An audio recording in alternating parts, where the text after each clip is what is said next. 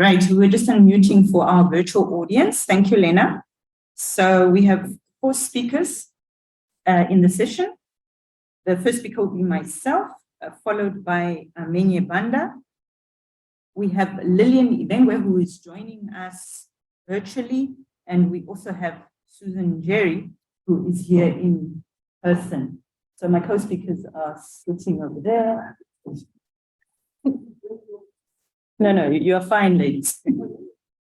Should it come through? Yes, so there are the 4 speakers, and we're going to go right into our session. The first speaker is going to speak about Namibia's National Plan of Action for Small-Scale Fisheries, and we're going to go right into our session. So Namibia's National Plan of Action has already been developed, it's been established, and I'm going to give you a little bit of background regarding how was it established, where are we now in terms of its implementation. So on the screen, you see the development timeline. It was developed over a period of 4 years. The first year, 2019, the government of Namibia undertook the voluntary process of implementing the Small-Scale Fisheries Guidelines. And since the process is voluntary, it's important for government to voice itself in terms of the political will and commitment to want to implement the Small-Scale Fisheries Guidelines. And so we had to then look at how are we going to implement these guidelines. We had to organize participatory consultations, which took place over 1.5 years. We also had to undertake a legal review process to understand what is the extent of Namibia's small-scale fisheries law in terms of its alignment with the Small-Scale Fisheries Guidelines. And we then launched the National Plan of Action in 2022. Now, the process was participatory and consultative. It consisted of those that provided technical support, as well as small-scale fishers, small-scale fish actors, and so forth. Now, in terms of technical support, we received support from the organizations you see whose logos are below, and they provided support in the form of a national task force, and that national task force was made up of members from government, academia, NGOs, as well as development partners. And then during the regional consultations, we made sure we consulted small-scale fisher women, men, traditional authorities, local authorities, regional authorities, as well as private sector. So the process consulted approximately 390 stakeholders and stakeholder organizations across the 14 regions of the country. And from the cloud there, you can see that we consulted coastal fishers, fish workers, fish traders, governors, officers, ministries, agencies, fish vendors. We tried to reach as many small-scale fisheries actors as possible. We also then undertook a legal review where we needed to understand the degree of alignment in terms of Namibia's fisheries policy or law, the existing law, with the Small-Scale Fisheries Guidelines. And this legal review recommended 2 key issues. First is that Namibia needs to establish a small-scale fisheries policy. And second, the country needs to consider a human rights-based approach to sustainable small-scale fisheries management. So those are the recommendations that emanated from the legal review. Now, the process was government-driven, owned, it was stakeholder-supported, it was consultative, it was human-centered, and we also had to gather evidence to drive the process, and we included as many small-scale fishers as possible throughout the process. The plan was subsequently launched in June of this year, and the minister took time to launch the plan. And that demonstrates strong political willingness as well as support for the small-scale fisheries sector. In terms of the strategies in the National Plan of Action, we pegged the National Plan of Action against our NDP 5, which is the country's national development framework. And we are currently in the process of engaging with government so that we ensure that certain elements are then also included in the NDP 6, which is currently under development. But we have then the 4 pillars of economic development, social development and transformation, ecological and ecosystem integrity, as well as inclusive governance, which are the pillars of the National Plan of Action, and they are aligned with the National Development Framework of the country. We have also aligned the National Plan of Action with the Sustainable Development Goals to ensure that we as a country can then report on the small-scale fisheries sector's contribution to the SDGs.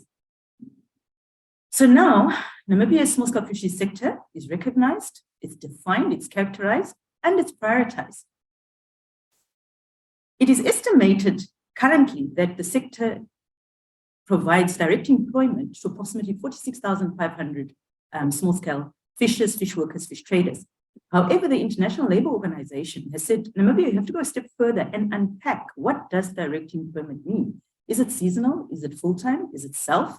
Is it part-time? And so we are also busy with that process so that we can disaggregate some of the data that has been, information and data that has been collected.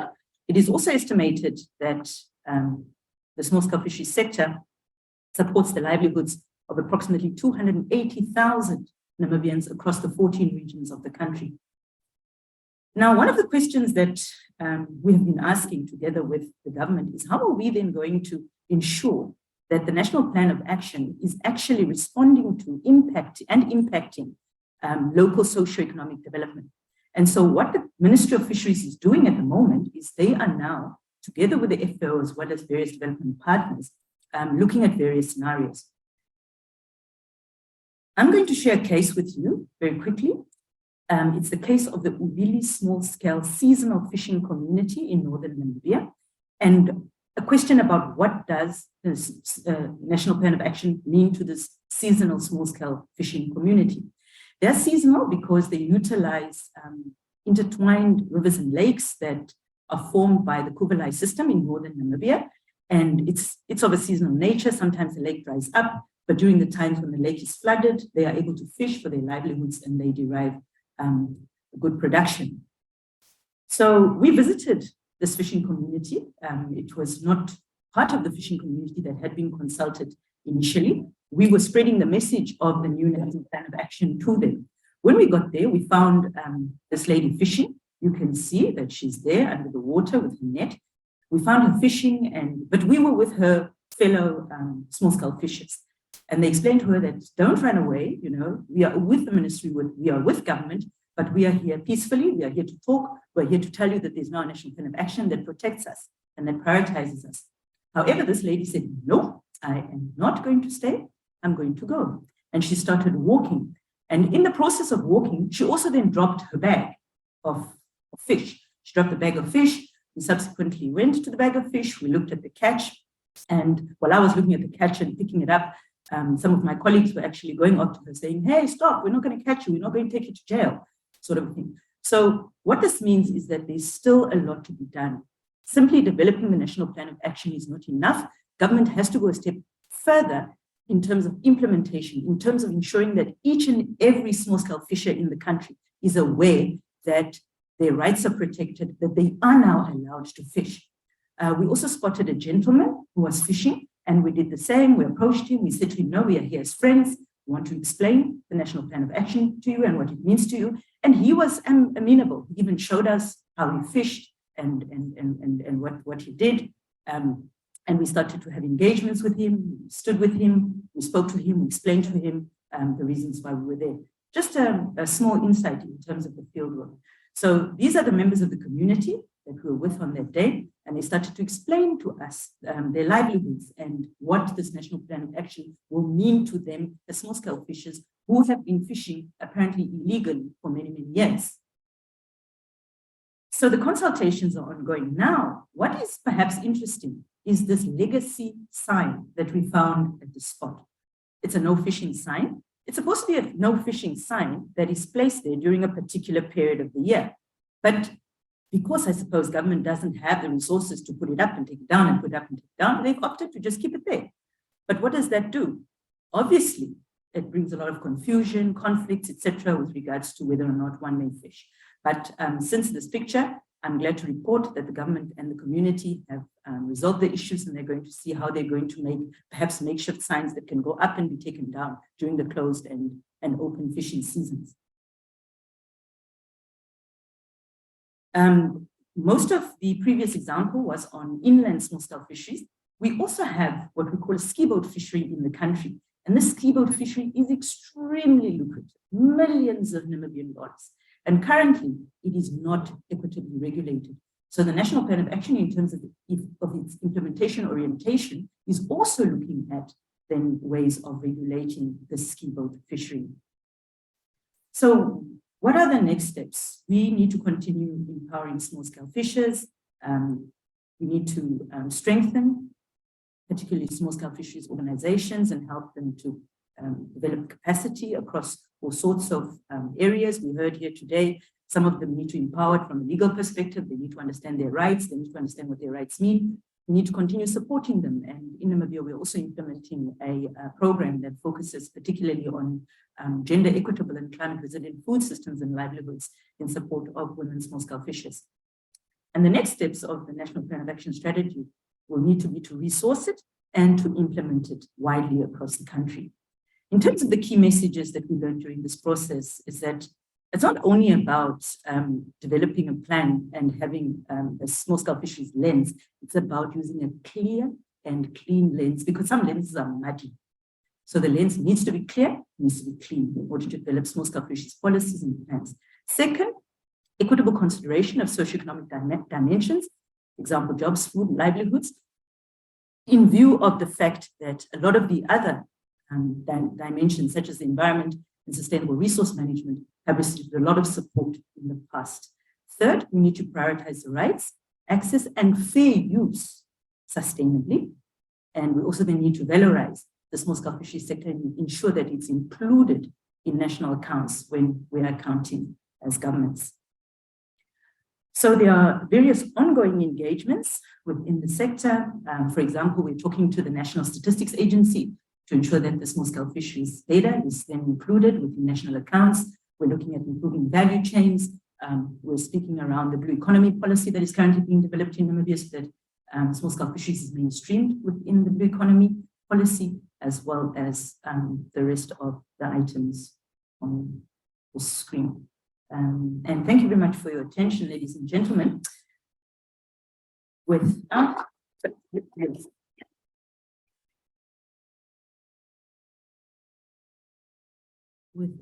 further ado, we're going to call upon Amenya.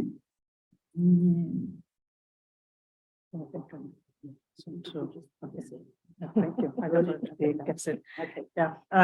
Good afternoon, colleagues, and thank you so much, Lucia, for that wonderful presentation.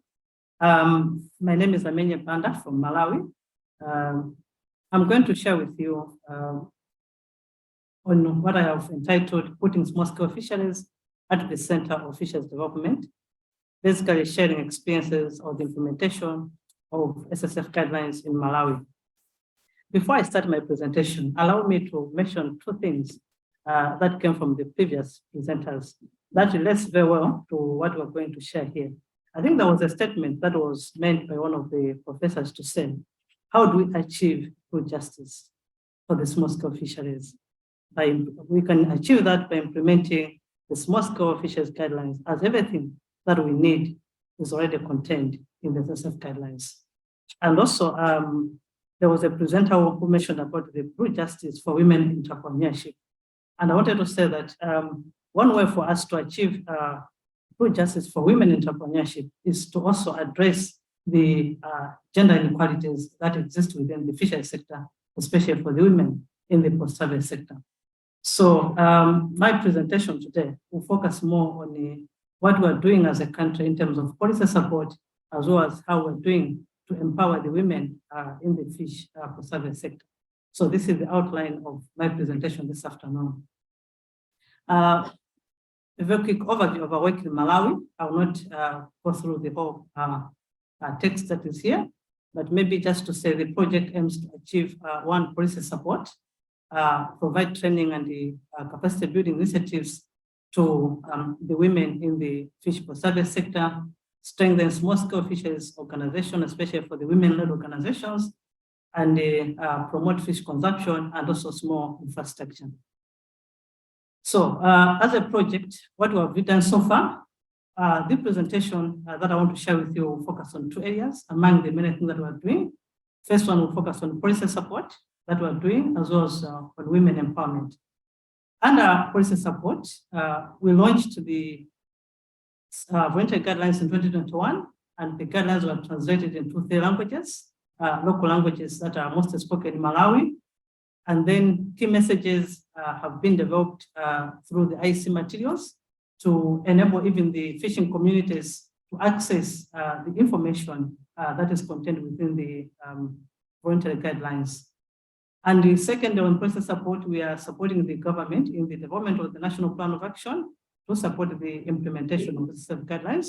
We're not at the stage where Namibia is, but we are in the initial stages whereby we conducted the initial consultative workshop with various stakeholders. We instituted a 12-member national task team, and within the task team, we have the small-scale fisheries themselves are part of the national task team. And also, we have so far conducted 2 consultative meetings with the small-scale fisheries themselves within their communities. I just noted that for the Namibia, it took 4 years. So we're in the first year of the development of the National Plan of Action. And we're not really sure how long it will take for us as well. And within this context of the implementation of guidelines, we have also been supporting the government to review the initial strategy on HIVs and gender in the fisheries sector. We did the data collection based on the review, and currently we have the issues paper that has been completed and submitted to the government. So this is what we have done basically on the policy support. We're in the initial stages, but we're hoping that we're going to do some good work at the end of the day. But now where I want to spend much of my time is on the women empowerment to promote gender equality in the fisheries sector. As I mentioned earlier on, that for us to achieve the good justice for women in entrepreneurship, there are some things, some gender biases that we need to address, and that is contained within these voluntary guidelines as one of the themes on gender equality. So initially, when we started this project, FAO Malawi, in cooperation with the Department of Fisheries, we conducted various assessments on gender issues in the fisheries during the inception of the project. Assessments included the baseline, the gender analysis, as well as mapping like the women organizations that exist within the country to understand what are some of the challenges, what are some of the inequalities that women face in the fisheries sector. A number of gender issues were identified, and upon first discussions with the stakeholders and government, we selected one methodology, which we're calling it household approach methodology. I'm sure most of you may be aware of it. It's a gender transformative sort of methodology that we are applying in this project. So household approach is an extension approach that promotes power relations. It promotes joint decision-making in a household, as well as equitable access to control over resources, assets, and also benefits. And one of the common features for this approach is that it allows the household to create a joint household vision that includes both the men, the women, and also the children. So you could see in that picture was one of the pictures that we took during the trainings when households were developing their household vision, where people are developing the vision for their households.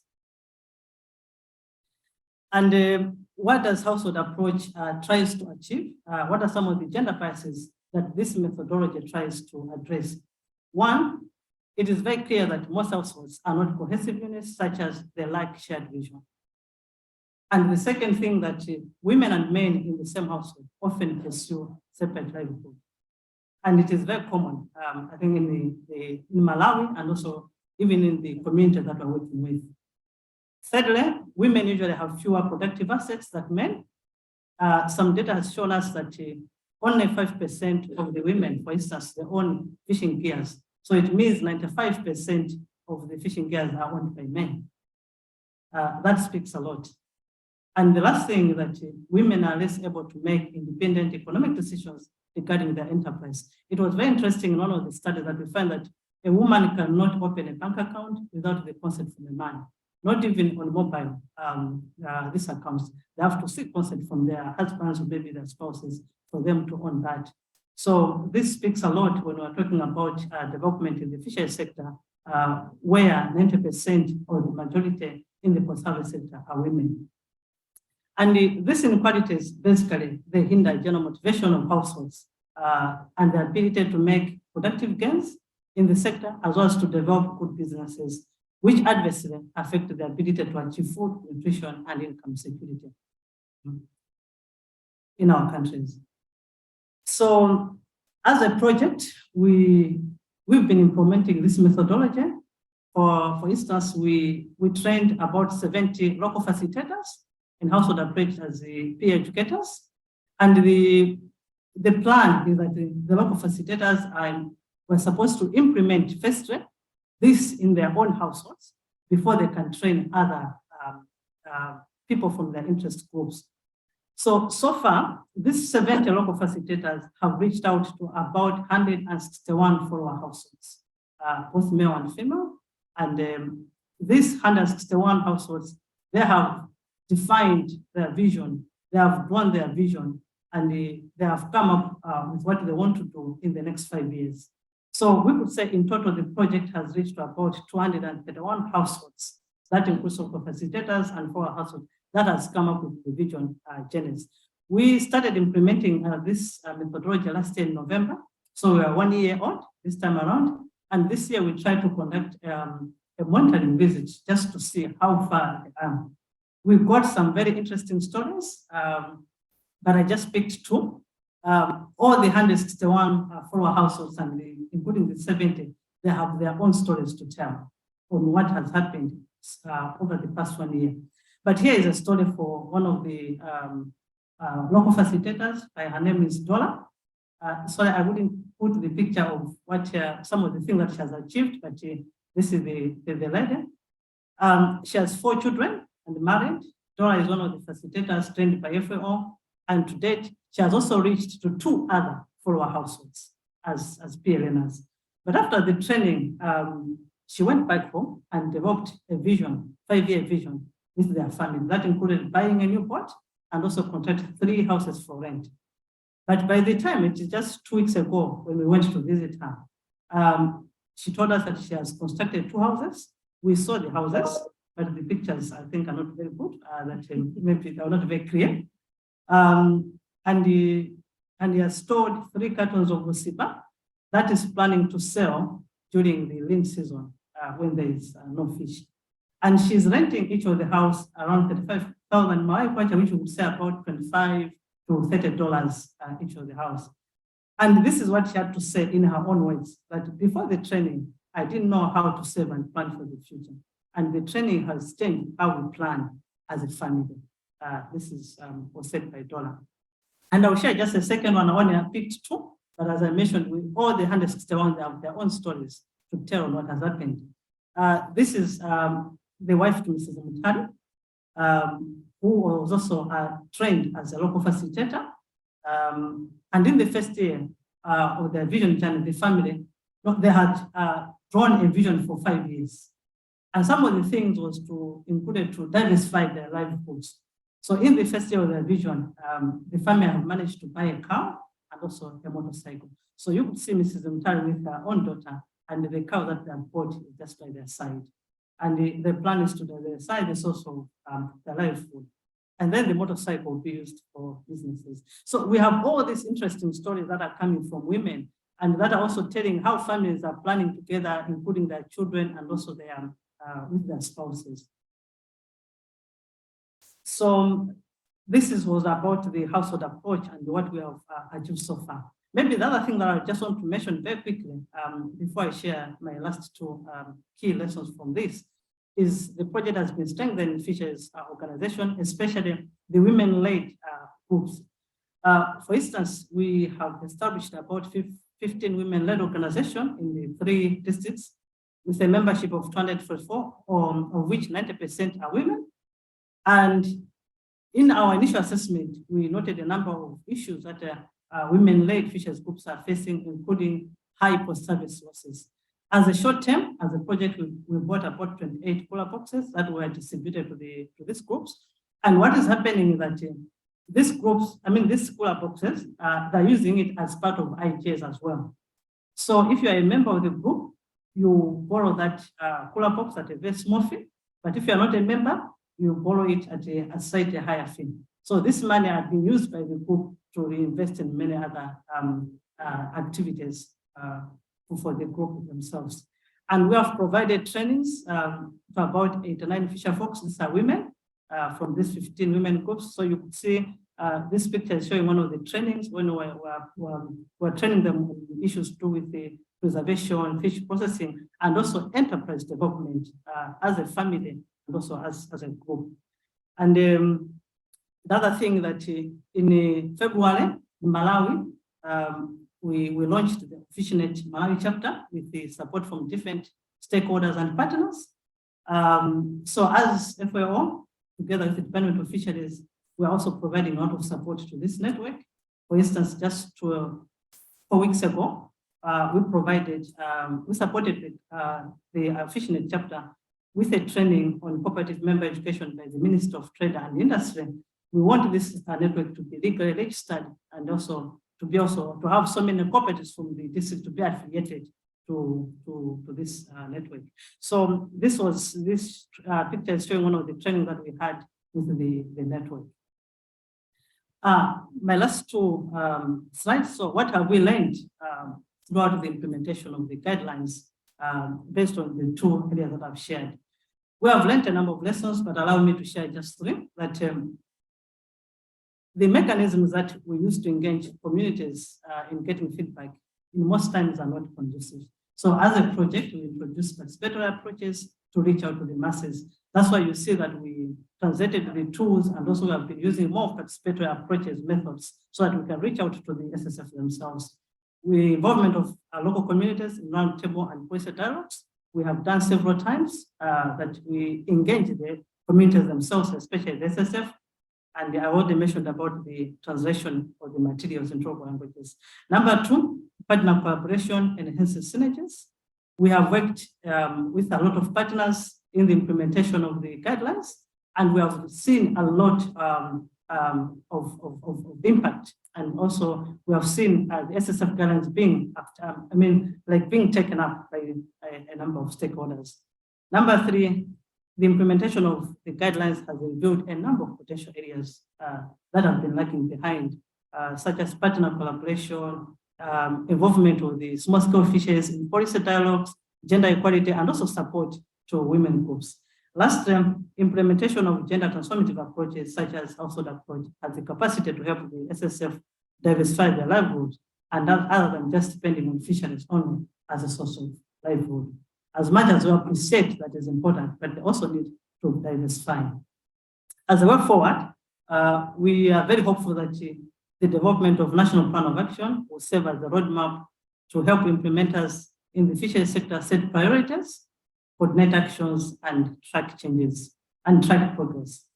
The other thing that we are hoping that the information of the guidelines will be included in most of the project activities, not just by FAO, but even by other partners, whether it's a training or workshop, people who will take that information. Lastly, we'll continue to leverage on partnership with many stakeholders, as the implementation of stakeholders is not only for FAO, not only for government, but is for all stakeholders. Thank you so much. This is what I had.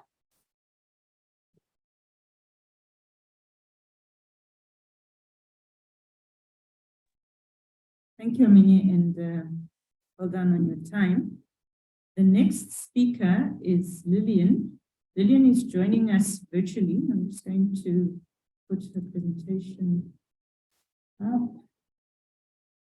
Right, Lillian, are you there? Yes. Thank you, Alucia. And thank you for your presentation. And hold on, Lillian. Hold on 2 seconds. Okay. IT support needed. IT going once.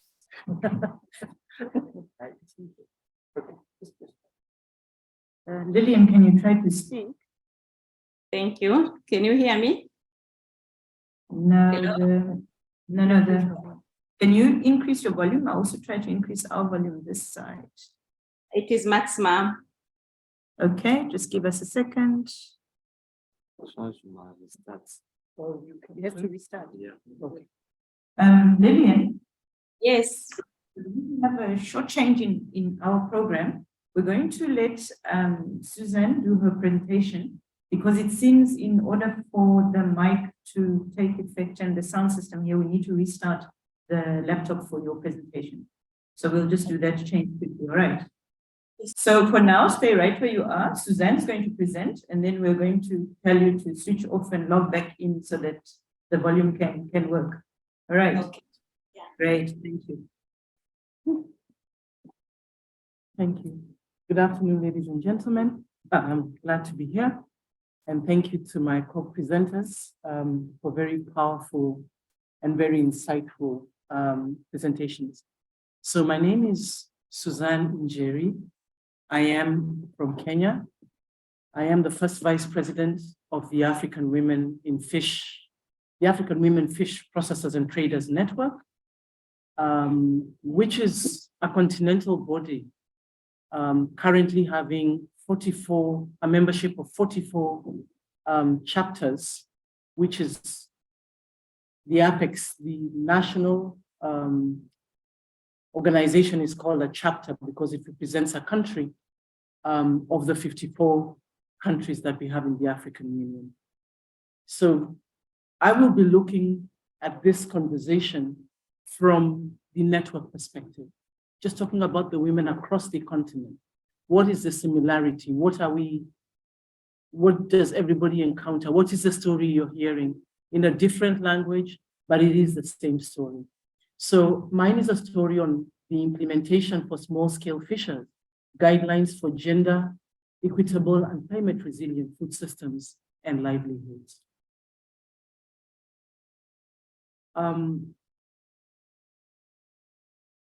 Water.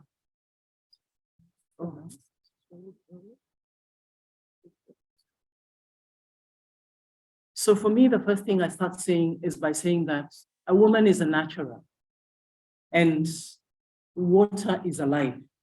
And therefore, it is for us to nurture it. Apart from just getting from it, we also lean towards ensuring that that water will continue sustaining us, will continue providing for us, whether it's clean drinking water, whether it is our marine waters. We are the first people on the beaches. It is us who see corals bleaching. It is our fish ponds. It is us. And so we get very affected if that water is not alive, because we want it to be alive throughout, because that's what gives us our livelihoods. So it's very, it's what you hear every other day.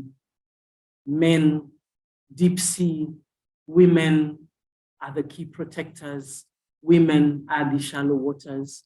Women are nurturing the communities and protecting the waters.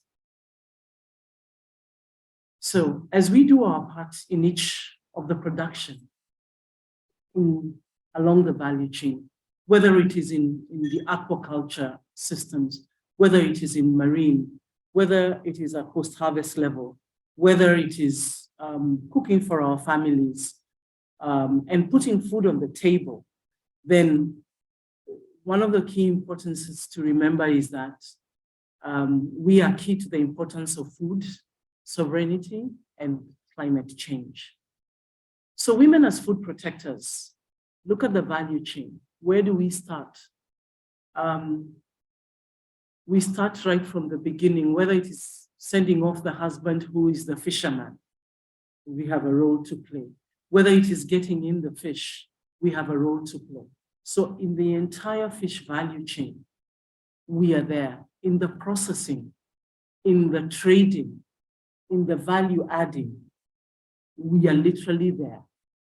When you look at who notices climate change faster, science will tell us they look up and they are able to get to know what's going to happen in the next number of days. But if you go to the village and ask my grandmother, she will tell you there will be rain in the next, or there will be no rain, or something different is happening. So it's inborn. We are wired to be able to monitor and tell where there is going to be change and what needs to be done. And then, of course, we are leaders. Women are leaders in their own homes. We are leaders of our families. We are leaders in the business places. We are leaders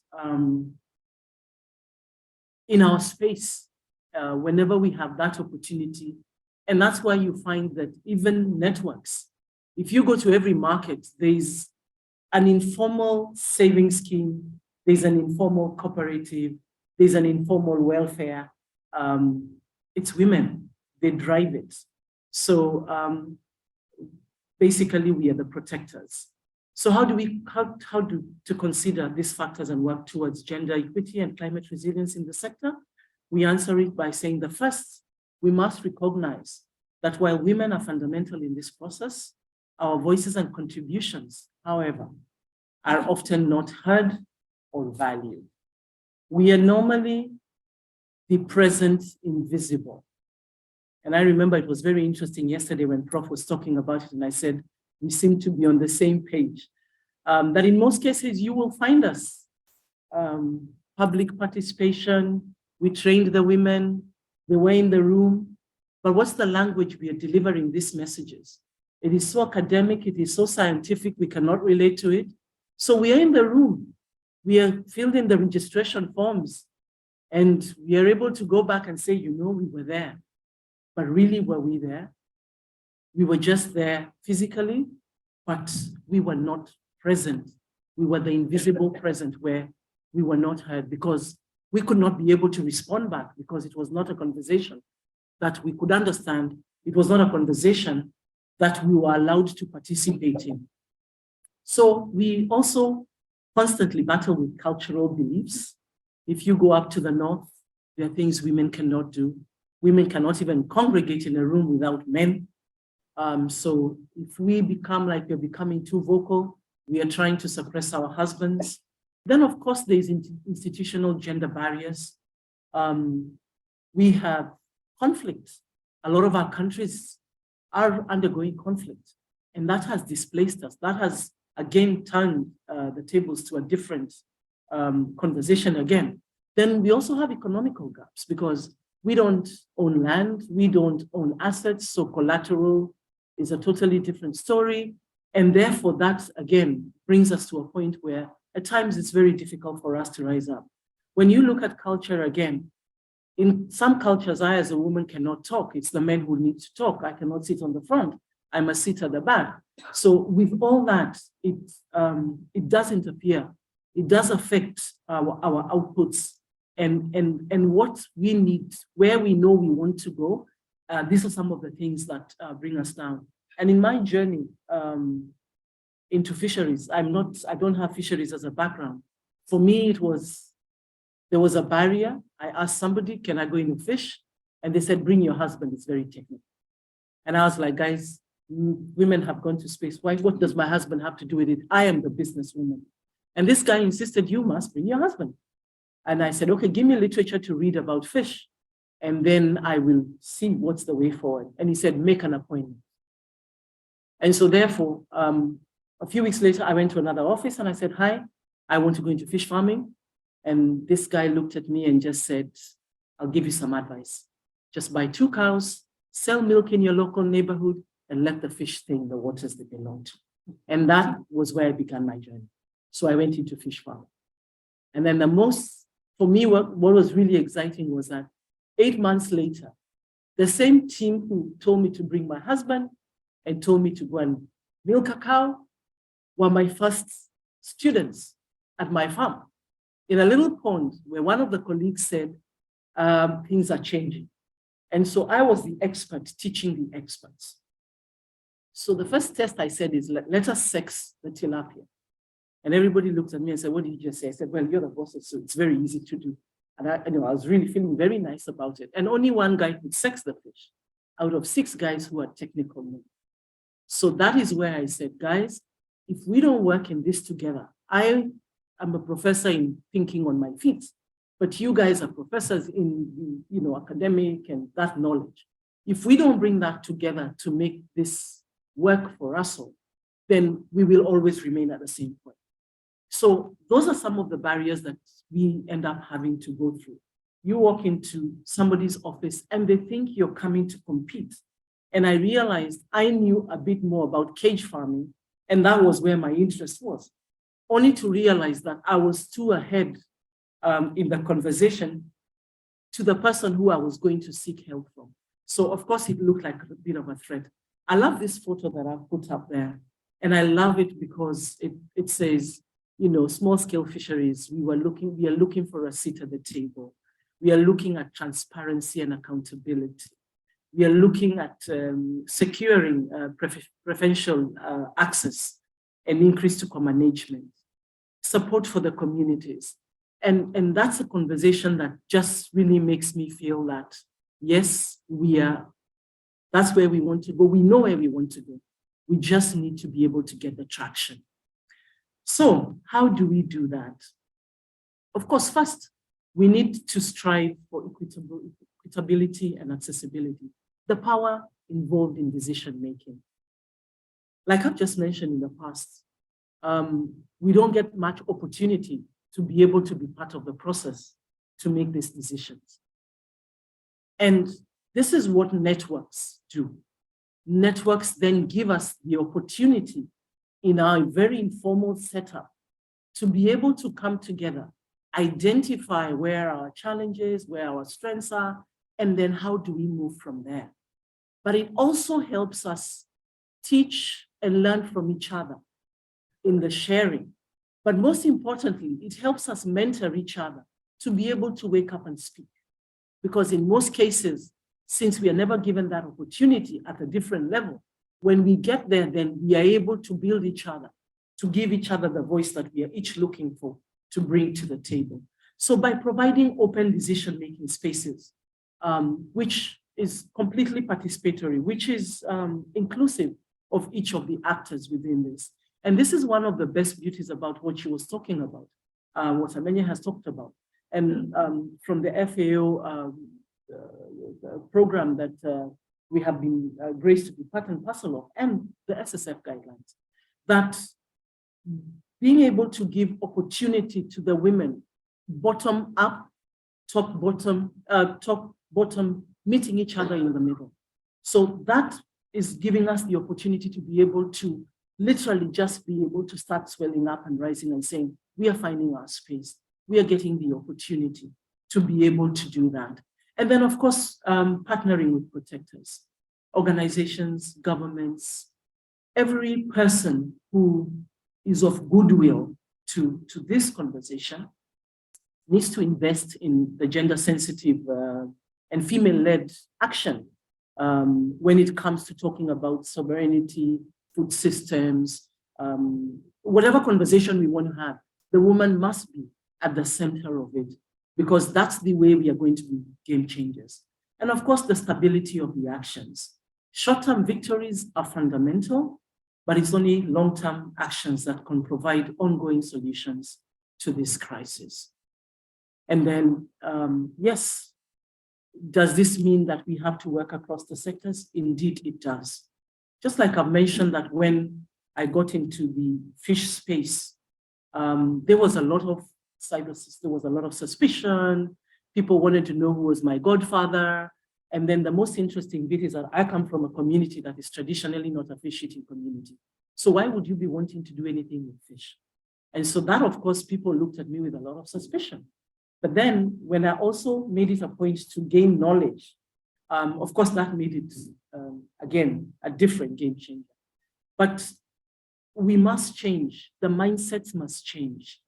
All actors must change at how we are looking at this. We must change the narrative. We must change the narrative as we are currently changing the narrative through the guidelines. Guidelines, I think 2015, 2016, 2018, it has been able to reach out to most parts of the continent. But then the question is, are we there? And my answer is, yes, we are getting there. We are getting there by our involvement. We are getting there by the participation that we are having in these programs, in these projects, being able to be given the voice right at the bottom. We are getting there when you see what Malawi has done. And you hear the story of what did she say, that I even have a 5-year progress plan for me and my family. Why? Because of the capacity building. that opportunity to be capacity built, to be strengthened. And for us as women, we know that when you strengthen one woman, you have strengthened a whole community of women. And for me, one of the examples on how to do this is, of course, creating spaces for women to be able to come together from different regions. Let's learn what the North is doing. Let's see what the South is doing. And by being able to have opportunities like at these forums, where we're able to exchange, share, learn from each other, then again, it helps us because we realize that we're not alone. And of course, leveraging on the opportunities to present the guidelines in an engaging manner. One of the challenges always is that we don't break this down in a language, in a presentation that the off-takers can be able to understand. So when it is able to do that, translated in the local language, even when it is in English, and whoever is presenting it is able to bring it down to the people to own it and discuss it and deliberate it, then you find that people embrace it. But when it comes in as on the screen, it's a PowerPoint and we just flip, then you will always find that nobody tends to win. But in this particular case, I'm proud to say that one of the things that is happening is that with this involvement is that, and for example, for us as officials, we have 10 of our bureau members here present. And what's their role and responsibility is that through this engagement is also to make sure that not only does it get back to the 10 countries, but it gets back to the 44 countries. That we make sure that as one rises, then the others too can be able to rise. And then, of course, ensuring access to funding and technology. Affordable credit is a challenge. Affordable credit works with collateral, and that is a challenge. But if we can be able to break down those barriers, if we can be able to now instead put the enablers that are mentioned, the networks, the open spaces, culture, as much as we have culture, there must be a win-win. We must find a balance. We must find a way. A lot of the fisher communities are uneducated women. They did not get the opportunity because then girls never got the first opportunity. But does that mean that we cannot learn? No. On the contrary, they are some of the best and brightest business women that we have. So it is making sure that this conversation is brought to a level and a language that we can be able to understand. And then that done, it means we get self-motivated, we have self-drive, we then have the power to be able to have the courage to want to amplify our voices. Policy and regulatory framework, it's there, but how does it relate to my business? I have no idea. For me, it's government. But then if it is broken down also, then I will value what I need to do. I will value that I need to change from being informal and getting to being formal, among many other things. So ladies and gentlemen, mine is to say, we are rising up to the occasion. We have purpose that we will not be the invisible present in the room, but we are going to be the visible presence. Thank you very much.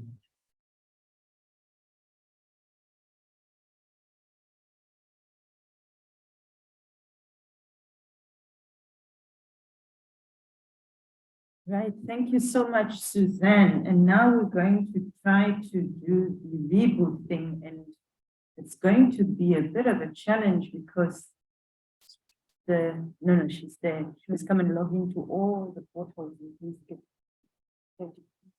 I'll just go tell her. You do the thing. So, Lillian, you're still online. We're going to reboot and restart, and then you're going to have to rejoin once we are able to open the virtual meeting room again. Okay. Okay. Yes, that applies to everybody online. We apologize for the inconvenience. Yeah, please log in as soon as you can.